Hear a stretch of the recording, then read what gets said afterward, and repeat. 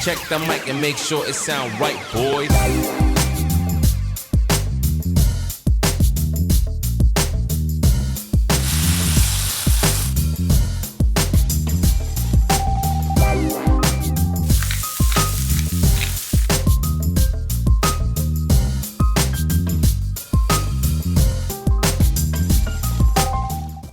What's up, yo? Big Cat 305 here. Today we're making a breakfast, just a basic, easy breakfast. I'm gonna show you step by step for beginners. Not everybody is an expert at making breakfast, especially on the new indoor griddles from Blackstone, the E series. So we're gonna kind of take it step by step to kind of show you how to just do the basics. So stick around for that. If you are new to the channel, what we do here is we try to simplify the cooking process, make it easy and fun. Make sure you hit that subscribe button down below and ring that notification bell. If you're a current subscriber, thank you for all your support. We really do appreciate it. Keep hitting that thumbs up and commenting down below. Everybody, let's get cooking. All right, we're gonna start off with really our only prep work, which is scrambling some eggs. So you wanna crack that egg on its flat side or long side and then break it right above that bowl. We're going to speed it up here for you. Doing it like this really cuts down on getting shells inside the bowl. All right, some scrambling egg tips. Most people like scrambled. Calculate 2 eggs per person. Add a little milk for fluffiness. Salt before scrambling. Clean up your area after scrambling, and then add cheese at the end for flavor, which you will see in a little bit. So there we add a little bit of milk, that's for the fluffiness. We add our salt and a little bit of pepper, and then you can use a whisk or just a good old fork, and here we go. Speed it up a little bit for you as well. And this is what they look like. Beautiful scrambled eggs. All right, prep work. Really no prep work. This is just plan ahead. Have everything out and unpackaged / prep. Start with the foods that take longer, like bacon and potatoes. Don't experiment with new recipes for company. Prepare drinks in advance, coffee, juice, Bloody Marys, and use large disposable tin pans / tin foil to keep your food warm. All right, so just some basic ingredients here, nothing fancy, and we're trying to make it easy, so less is more when we talk about our prep. All right, on to the griddle. Here's where we're gonna put down our potatoes, our O'Brien potatoes. So they have the little peppers and onions already in there. They're frozen. So potatoes, here's my tips. I start with these first since they take the longest. Drop them straight from frozen. Add some oil or butter or both, salt, and basically forget about them. They will take about 15 minutes, and you really just do not want to mess with these. So here I'm salting them and just leave them alone because they're going to take a little while to cook. So here we add our bacon strips. I prefer the thick cut, but you can use whatever kind you really want. It doesn't matter. Here's just a different angle here, and you can hear that sizzle. Everybody loves sizzle. This is where your guests will start to wake up. Once they hear that sizzle, forget it. Game on. Give it about 15 minutes and they'll be up. All right, here's our bacon tips. I cook these alongside the potatoes. They take almost as long to cook, and the bacon grease really works well with those potatoes. I like to flip these every 3 to 4 minutes, which may seem like a lot to some people, and then I move them around. They will shrink up, so make sure you use up all your space available. Here you can see I'm kind of like moving them over, adding some more, and pushing them around, and you can see I'm really loading up this 17-inch E-Series griddle.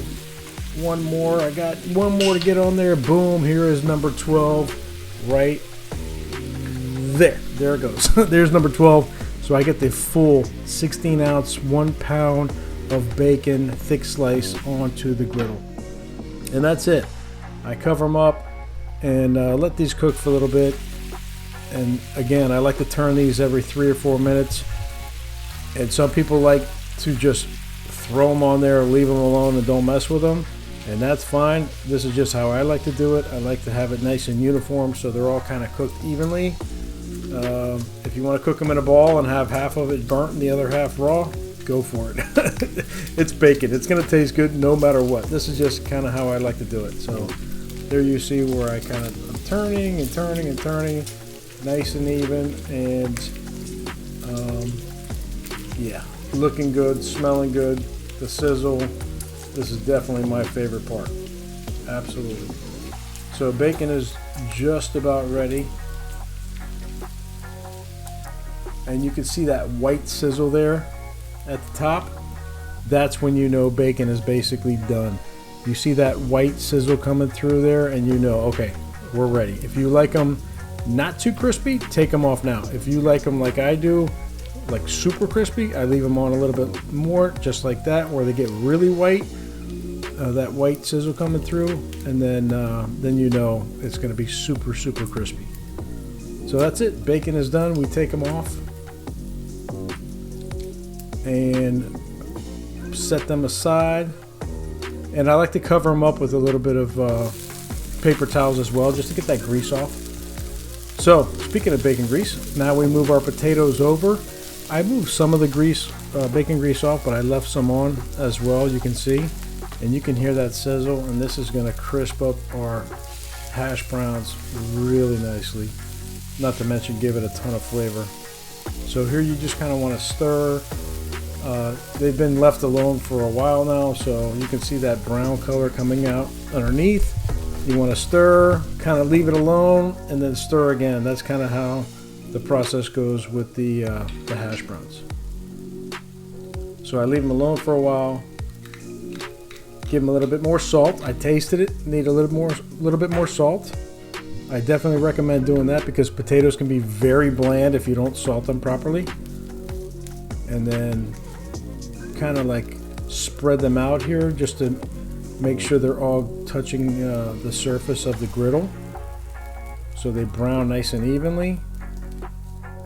And this is again a preference. So if you like them super brown and crisped up, then just leave them on there longer.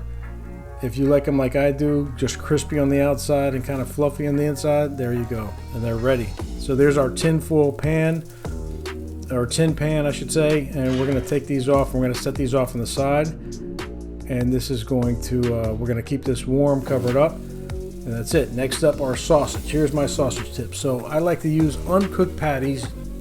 The links tend to roll all over the place. I do not. I like the links, but I don't like cooking them because they go all over. These take about 8 to 10 minutes, so put them on right after the bacon is done. It takes about 4 to 5 minutes per side. So nothing crazy about this. Just kind of flip them over after 4 and 5 minutes. Keep an eye on them, and that's it. They don't take long, but I just prefer them better like this. You can buy the ones that are already pre-cooked, but those tend to dry out, in my opinion. So that's it. These are looking good, and I switched to the tongs. They a little bit easier to manage with the tongs, and just take them off. They're good to go. And then once I get these off, we put them back in the same tin pan, and we're going to cover that up with some foil, and then we're going to clean up our Blackstone E series. You see how easy this is with just some paper towels. Really, that's all you need, just to kind of like manage the griddle management, just to clean it up for the next step. So a little bit of oil down, spread that out a little bit, and then we start our pancakes. These pancakes are so easy. You basically are mixing them up with a little bit of water, and that's it. And then we pour them down at the nice circles. And once again, we are going to speed this up just a little bit. So you want to try to keep these uniform as you pour them down.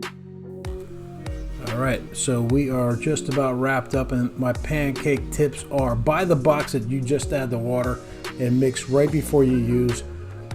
Pour them slowly into circles, and then after you see that the bubbles are coming up, after about 2 minutes, flip, and then cook another 2 minutes. You'll see they're golden brown on each side. Super easy. I love the Blackstone griddle with these because look at that. We have 3, 6, easily we could fit 9 good sized pancakes on there. So you just want to flip these over and do nothing for another 60 seconds after you did that, and these are ready to go. We take them off, stack them up, and put our short stacks onto our our tin pan. And again, cover the tin pan after every time you take them off, because it's going to keep your breakfast nice and warm. Look at that. It's starting to look good there. Perfect. All right, next up, we're going to add some more butter. We have a stick of butter. We use that wrapper as the handle. And just fill it up nicely. And you'd be surprised. It's really not that much butter that we're using on there. Maybe like a tablespoon. All right, then toast. Make sure you clean the surface before. Use a stick of butter to coat the griddle. Don't use the whole stick. I just said that. Toast plain bread for 2 to 3 minutes on each side until golden brown, just like that. Look how nice this toast looks. Golden brown. Blackstone, I've always said it, is the best toaster in the world. 2 to 3 minutes on each side. That's it. All right, next up, more oil. More butter. We reduce the heat to 375, and it's time for our eggs.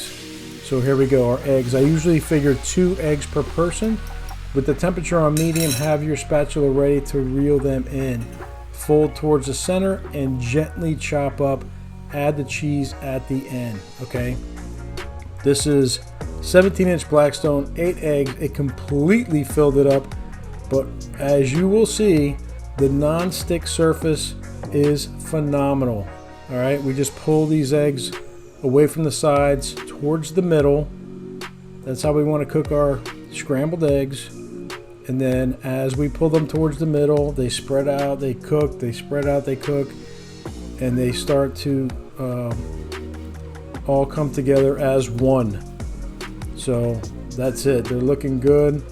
You can see how that non-stick is working beautifully, and you just kind of want to get them all together and then start flipping them over a little bit so you get the top part cooked as well.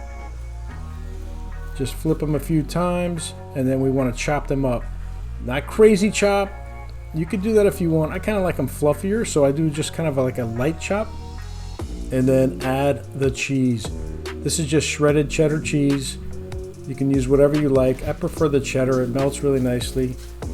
I like to put the cheese at the end, because if you put the cheese at the beginning, you're not going to taste the cheese. You won't even know the cheese is there. So that's why I kind of like to do it towards the end. So you see the cheese melted, you taste the cheese, the texture is there. So this is really towards the end after the eggs have pretty much been cooked. I just kind of incorporate the eggs in, flip them around a little bit, get that cheese melted on the top and the bottom, and that's it. The cheese is money, and this is my last step. So the cheese is nice and melted and the eggs are nice and hot, because eggs get cold the fastest, so I want them done last. That's it. Cheese, eggs are done. Breakfast is ready. Here's a final shot here.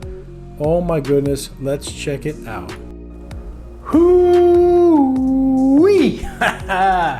All right, breakfast is over. There is nothing left. It got devoured. I'm not gonna lie, I had some company over, some family over, and smelling that bacon and everything, the sausage, it went pretty quick. So that's a good thing. That means breakfast was good. So hopefully you guys enjoyed it, and I know we enjoyed it because I'm full. So everybody, thank you for watching, liking, subscribing, and commenting, and we'll keep on cooking. Big Cat out. Hey guys, before you head out, make sure you hit that subscribe button. Check out our new merchandise as well as our new ebook, Griddling Favorites. Everybody, stay safe and have a great day.